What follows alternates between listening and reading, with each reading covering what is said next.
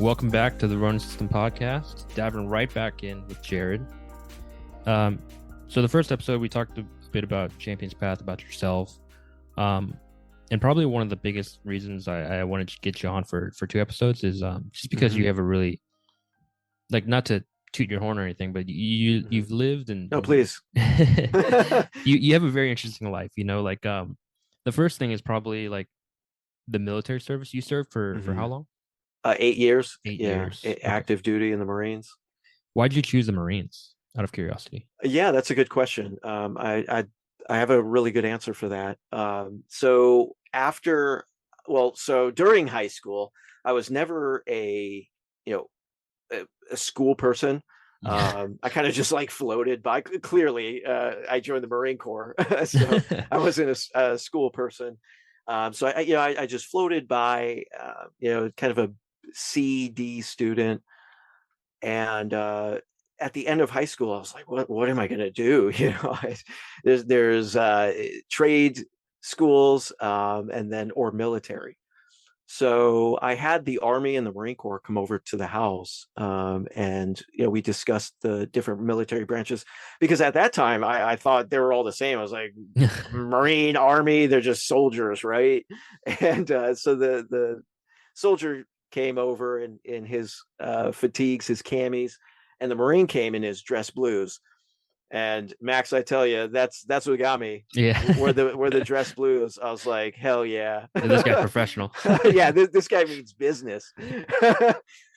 So kicking ass, taking names, and looking good. I was like, yeah, Marines are the way that I want to go. And I tell you what, I wrote my recruiter during boot camp. I was like, what the hell? What the hell, man? What'd you get me into? You tricked me. Yeah. Which is funny, because at the end of my 8 years, I was a recruiter doing the same thing to other individuals who were interested in, you got in the paid forward, military. Yeah, just find next generation. So, and I got those letters too. Yeah.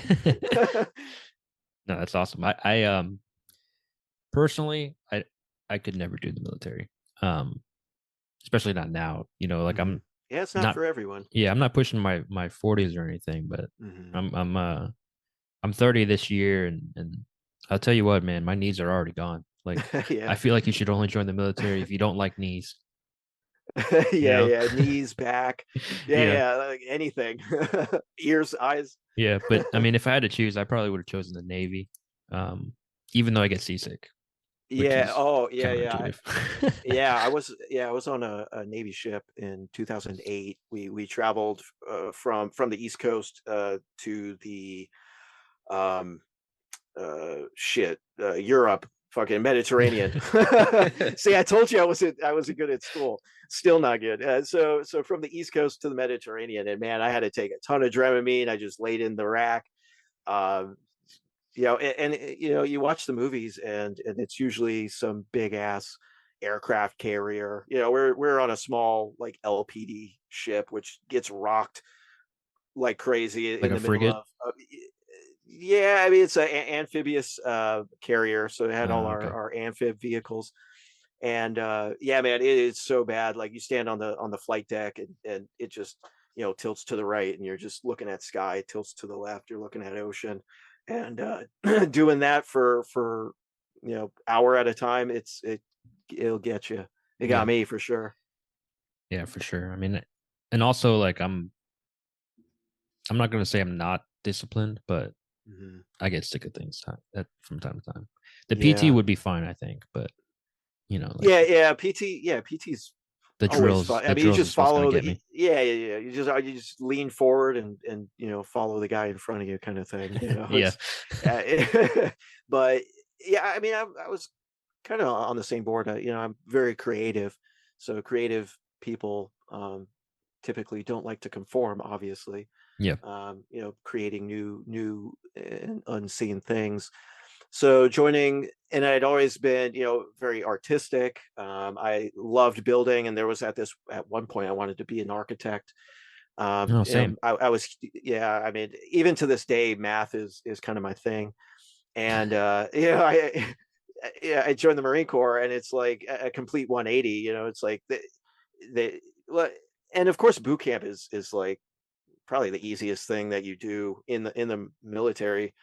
Um, and the reason why it's so easy is because they tell you, put shaving cream on the right side of your face, put shaving cream on the left side of your face, shave the right side of your face. I mean, they're literally telling you what to do 24/7. Yeah. So it's just like, as It's long more as you about have, can you follow instructions? yeah, exactly. Yeah, yeah, man. I mean, it's like instant obedience to orders. And it's like, as long as you have ears and freaking brain and four limbs. Yeah, and it was 2005. It was like the height of the war, so they're like, "You got a pulse?" I was Yeah. like, "Yeah." So I mean, but I wouldn't trade it for the world. Yeah. I don't think it's for everybody either. And some of the guys that I even put in the Marine Corps, I didn't think it was for them, but they thrived. It's really just, if you put your mind to doing anything, even if you're uncomfortable, even if you don't think that it's something that you can align yourself with, or if it's not something that you see yourself doing, trust me, you could have done it. Anybody can do it. Yeah. I wasn't. I think I was like 132 pounds going into the Marines. So I wasn't big. I wasn't the strongest. I wasn't the fastest. I just had Yeah. good endurance. Well, for me, it was uh, thinking in the lens of like back when I would have enlisted, would probably have been post high school, maybe Mm, like mid college. And that was around the time that I was actually like, not to get overly personal, but that was actually the time that I was getting out of like a deep depression and suicidal phase. mhm. So just like the idea of it would have been probably not so good, you know. Yeah, Um, absolutely. Because one thing that I don't think they got quite right yet yeah, is the whole, what do we do after they're in the Marine Corps or yeah, in the yeah, military? And then it's like they pump so much money, so much effort, physically, mentally, all these different schools that they send you to, literally tens of thousands of dollars in training, years at a time. And then when you get out, it's like, okay, well, you've got, you've got a couple of weeks, and you'll go to these classes on how to write a resume, how yeah, to and they're like, good luck, motherfucker. yeah, So yeah, I completely agree with that. yeah. So yeah, it probably would not have been a good time for you to go in. um and I don't think I would ever push my kids to go into the That was my next military either. question. That was my next Yeah, question. yeah. If I had to, I would want my boys to join, and I would want them to go and be officers. My girls, hell no. Yeah, Absolutely not. They'll fucking die. yeah, And so yeah, and the reason why I would want my boys, I've got two boys and two girls. And the reason why I would want my boys to go into the officer route is just the marketability post Marine Corps. Or obvious. Well, I say that because I'm biased, but any branch of service, officer is the best route, just for the yeah. I professional think so too. marketability afterwards. Yeah, I really struggled with what I wanted to do when I got out of the Marine Corps. And one thing I didn't say was I took over my mom's all organic health food store for a couple of months. So that should tell you, how great that was. It's Get fired to immediately. yeah, from my mom's store. No, she was wanting to retire. I didn't know what the hell I was going to do when I got out, so it was like, it just made sense. Let me Yeah, yeah, take over Health Nuts Natural Food Store. And to go from, this, physically intense, blowing shit up, shooting, the bond, the brotherhood, the constant movements, the travel to Albemarle, North Carolina's Health Nuts Natural Food Store, yeah, selling organic eggs, testosterone pills, and freaking, vegan bread, was probably the worst decisions that I had ever made. yeah, I'm glad I did it, just for the experience, just so I can say, hey, this route's not for me. Um, yeah. I but mean, that's yeah, that's what you need to do. Yeah, absolutely. It was a great learning experience.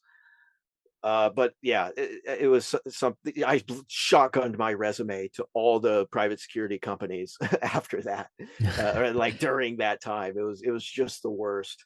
Uh, and luckily, I got picked up by a company called Academy, and then shot over to Afghanistan on an HSS contract. Since I had been in the Helmand province, they had a contract out there, so it was familiar territory.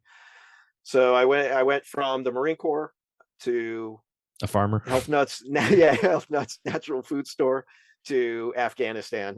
Yeah. And as a contractor, you only get paid when your boots on the ground, not maybe during the training and the vetting process, but when you're not boots on the ground in whatever high threat country, you're not getting paid. So it was like, hey, I gotta go. Yeah. It's not like I can just hang out at the barracks. Yeah. Um, so yeah, that was an interesting chapter of my life. No, I mean that's one of the reasons, it's again, that's just like super interesting. Hmm.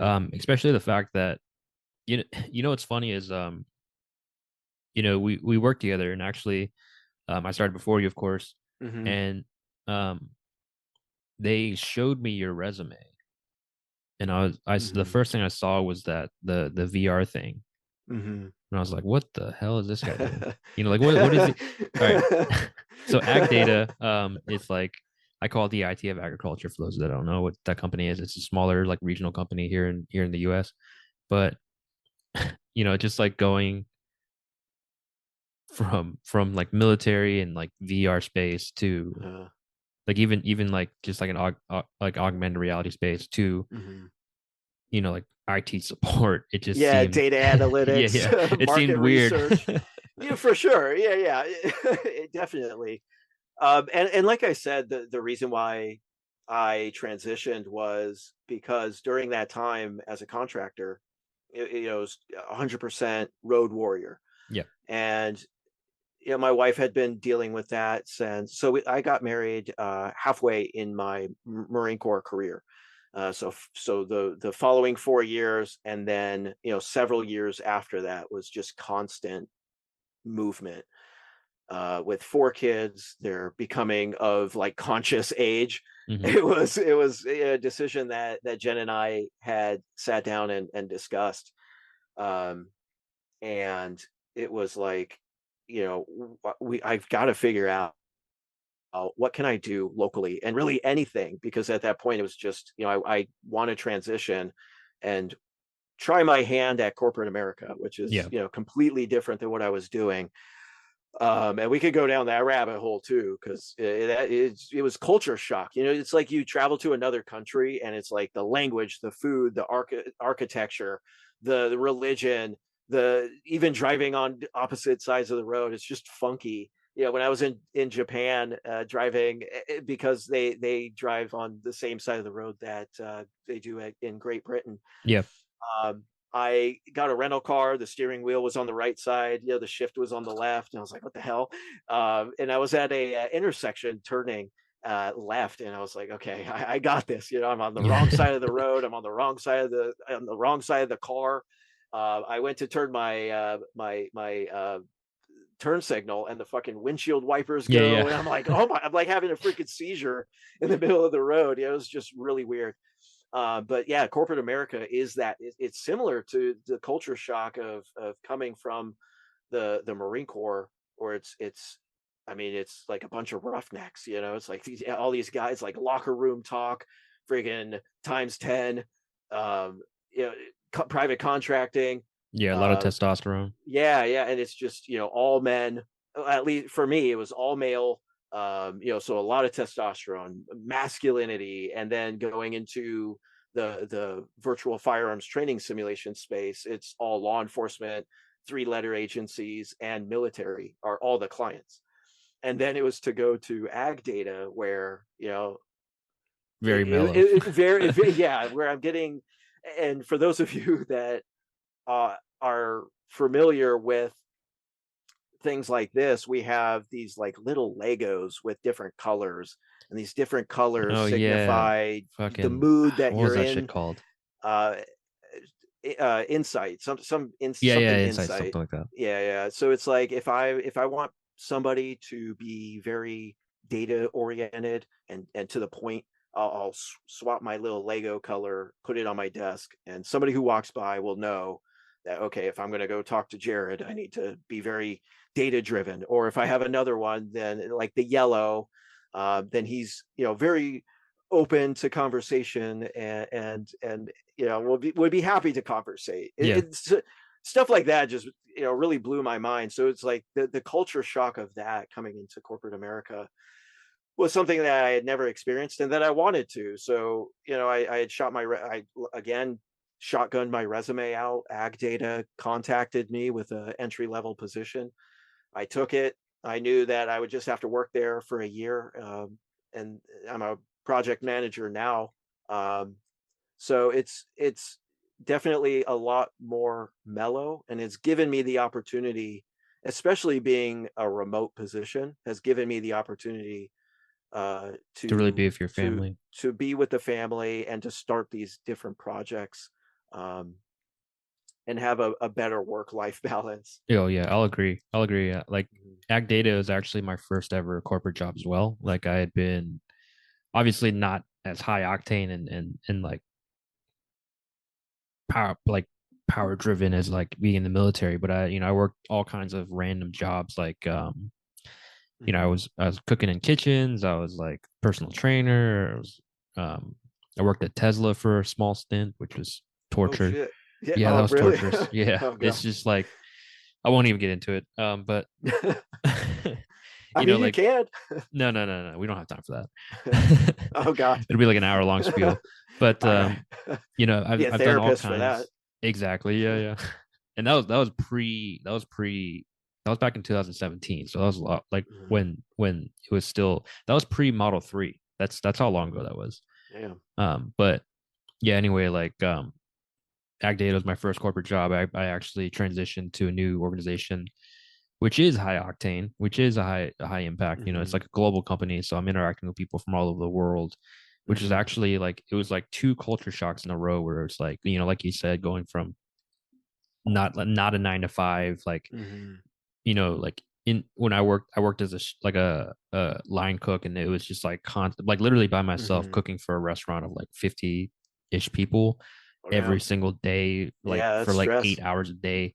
And I'd Yeah, be very prepping for the stressful. next person, cleaning the kitchen. Mhm. And then all of a sudden, it's just kind of like mellowing it out to just like dressing up a little nicer and Mhm. like heading to the office every Got your now and again. cubicle. Yeah, I got my little Yeah, yeah. cube with my cubes, the Yeah, Legos yeah. changing out. My favorite was the be bright, be quick, and be gone, just because like people would just come Uh-huh. over, say what they needed to say, and then get out of my face, and it's Yeah, perfect. yeah. But like this new organization that I'm with, it's just like a constant like influx of Mhm. things that I need to take care of and things I need to manage. And like I manage all of North America, so it's like a lot going on because like Mhm. I have to be online pretty much from like sometimes expect to be like 7 a.m. in the morning till like 7 p.m. at night, because like I also Mhm. interact with people from London or like people from Ukraine. Yeah, yeah. So just conscious of the time zones. Yeah. So there's a lot going on for that. But it's just it's definitely a culture shock for sure. Like Mhm. that, the impact of that. And honestly, I kind of attribute that to, like I didn't know what I wanted to do when I Mhm. was growing up. Mainly because I was kind of like really lackadaisical and like not Mhm. focused on my future, which kind of bit me in the ass.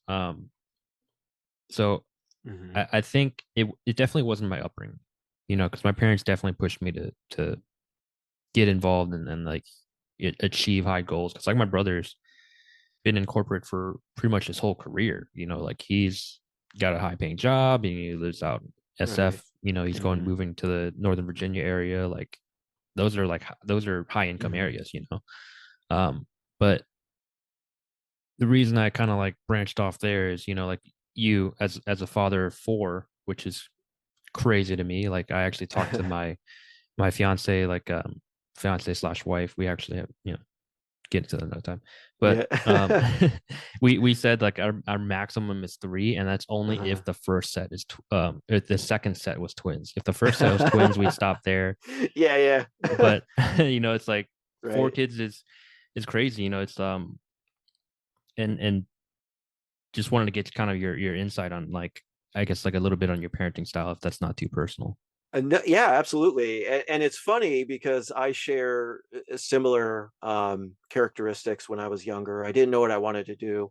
I said I wanted to do architecture, but yeah, that was something that I just didn't want to do the schooling. So, I jumped around Same, too, dude. it was like school, like hell no. Freaking Yeah, numbers, right, engineering. right. Yeah, I'll do Marines because that's easier than schooling.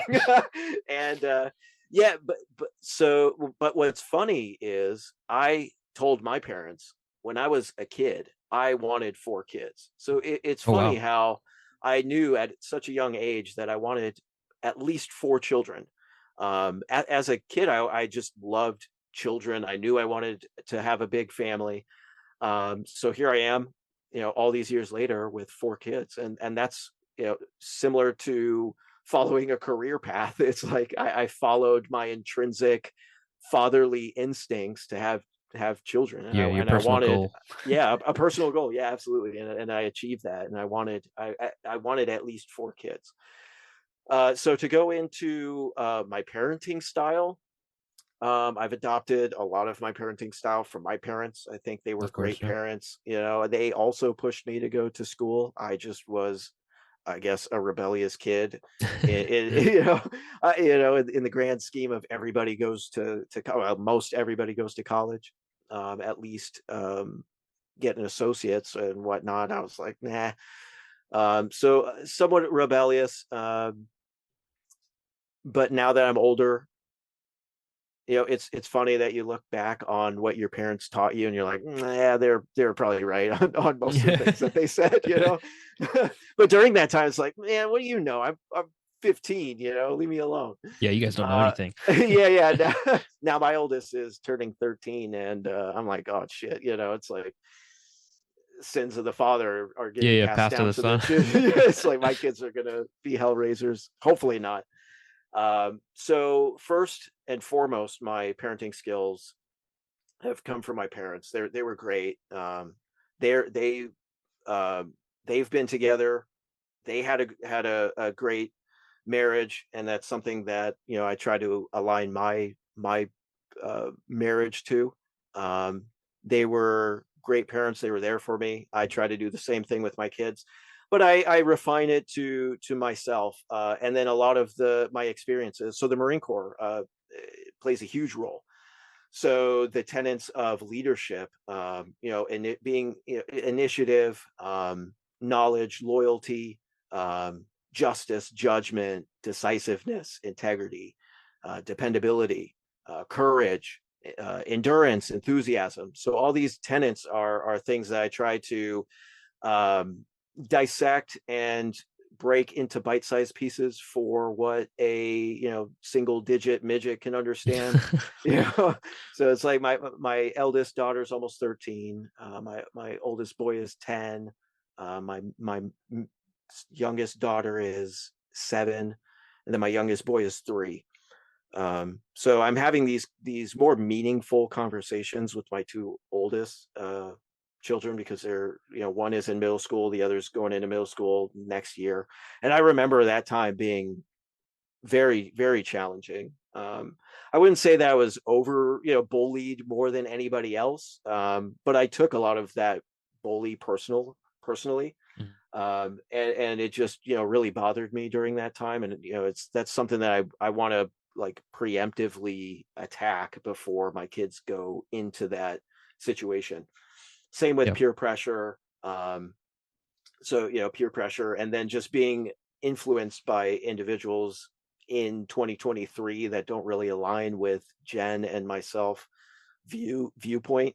um so that's really, I guess, in a nutshell, my parenting style. It's more of being proactive versus reactive, Mhm. being emotionally available for my children, having conversations, not lectures. So sitting down and conversating back and forth versus having, some sort of, life lesson and then lecture them to death about Yeah. it and hope that they retain, because I was their age, like in one ear out the other, motherfucker. Yep. I just want to play Minecraft. I mean, they didn't have Minecraft when I was younger. It's like I just want to play freaking Sega. But my kids now, it's like I just want to play Roblox. Yep. So it's really having those conversations and then circling in some real world situation, especially for my daughter. Being a young woman Hmm. is something that scares the hell out of me.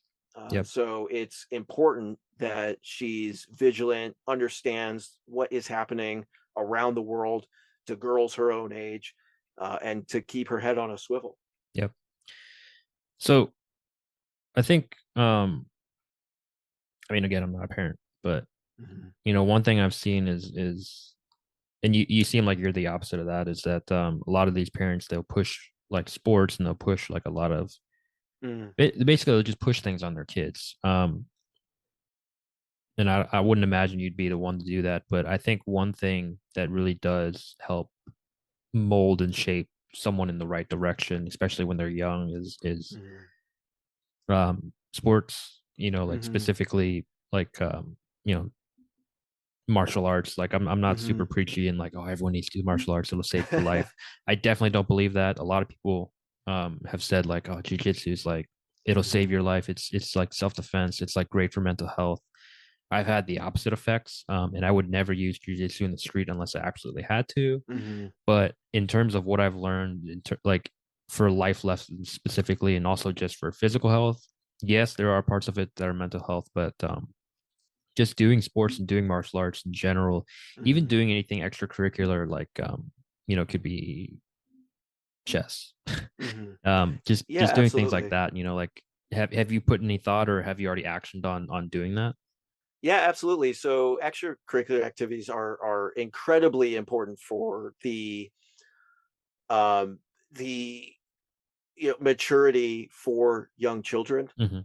And I think being on sports teams, and I've analyzed this, because being on a sports team is very similar to being on any team, whether Yeah. it's a professional team, in the military, what have you. It's a group of individuals who are working together for a common goal to achieve some sort of success. There's a leader, there's mentorship, there's a coach, there's Camaraderie. there's camaraderie, exactly. So what does that mean for my children?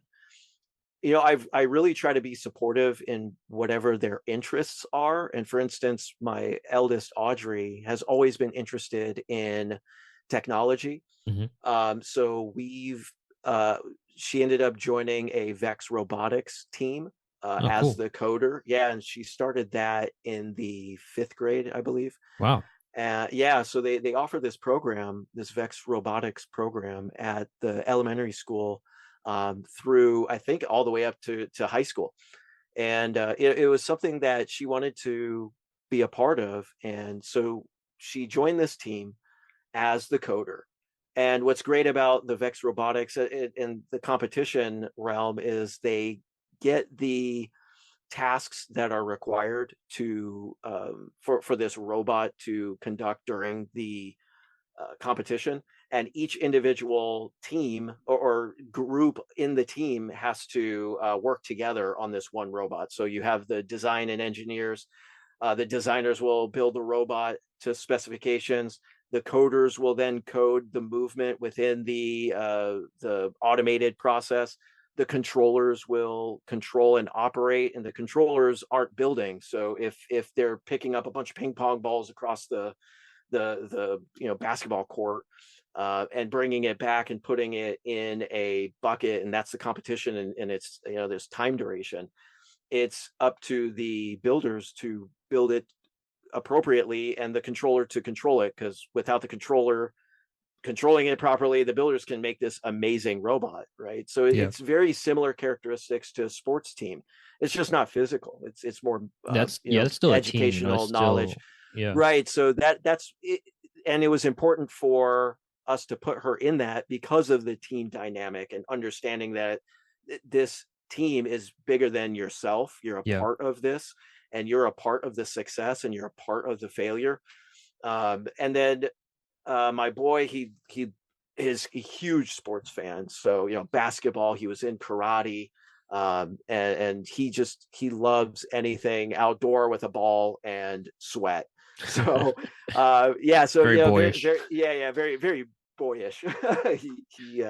He loves that. So that's those are important to us, that we put them in sports, but not to overburden them Yeah. with such a tight schedule. And that's not a knock on anybody that does do that, because there's some high performing children who are in all sorts of musical instruments and sports and other activities. But Jen and I decided that yes, it's important to put them in some sort of activity that's a team effort, not a single individual, such as tennis or golf. Again, not a knock on that. That's just something that as parents we wanted our kids at a young age to be a part of a team and get the experience of being responsible not only for yourself but for the success of others. Yeah. So it's kind of like a encourage exploration of like what they want to Mhm. do instead of like enforcing it. Right. Yeah. Well, whatever their interests are, Yeah, for sure. and technology. If any of my kids want technology and sports, I'm going to push technology. Yeah, that's the way of the future, anyways. Yeah, And also I'm biased because I love you're in technology. technology. I was in that space. I'm kind of half in, half out right now, with ag data and CRLT, Yeah, I but mean, it's it something that works. I'll push. Yeah, for sure. No, yeah, just wanted to get your insight, and yeah, it kind of tracked of how I thought you operated, I guess. Hmm. But yeah, let's see where we're at with time. 5 minutes. Yeah, it's really weird. I've never Is that been Zoom? limited, huh? Yeah. I've Is never that been limited Zoom like giving you this. 5 minutes? No. I mean, it's just I've never been limited with the meetings. Maybe I Mm. used to use Skype. It's been a while since I've done a remote one. Hmm. Again, just because like life has kind of caught up to me at this point, with everything going on, personally and professionally. So Hmm. it's been tough to get out there, but like being able to get on with you and catch up with you and Yeah, hopefully for get sure. get online with like Ali and maybe Brent. Yeah. Yeah, Ali's waiting for your message. I think he's Yeah, ready. I already organized it. It should. Oh, perfect. We were supposed to do it yesterday, but he Hmm. pushed it back. But Hmm. all good. When it comes, it'll come and it'll be great. Hmm. But otherwise, you know, thank you for popping on, man. I hope we can catch up soon, and hopefully, maybe if you wanted to, we could do an episode. Maybe I can even join your podcast on whenever you guys get that set up. Yeah, absolutely. First, I really appreciate the invite. I had a blast talking with you. And yeah, second, absolutely. Let's do a collab, and I think that would be very, very fruitful for the listeners to have the perspectives of individuals with different experiences but similar interests. Yeah, for sure. And we won't use Zoom. Fuck Zoom. Yeah, for sure. Riverside, sponsor Yeah, us. yeah, yeah. All right. Do you have any other shout outs or anything that you want to do before we get off?